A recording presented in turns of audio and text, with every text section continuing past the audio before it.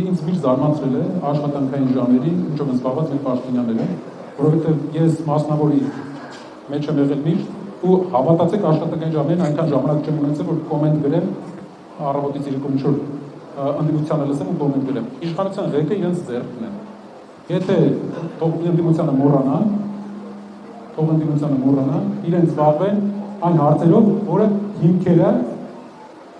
ընդդիմության բոլոր հիմքերը կզրոյացնի, այսինքն զբաղվեն երկրի բարեկեցությամբ, գյուղատնտեսությամբ, հազար ուրիշ հարցերով։ Facebook-ից դուրս գան, զբաղվեն գործով, այնպիսի տպավորություն է, որ մեր պետական ամբողջ մեքենան երկու բան է անում։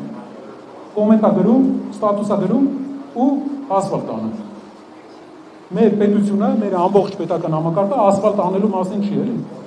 Բացի ասֆալտի նկար գցելուց, մի որակական բան թող ներկայացնեն, մենք էլ ուրախ կլինենք դա փաստենք, մենք պրինցիպալ լավ լուրերը ասելու կողմնակից ենք, որովհետև դա հույս է տալիս մեր հանրությանը, որ Հայաստանում կա հետաքրքիր պերսպեկտիվա, ապագա։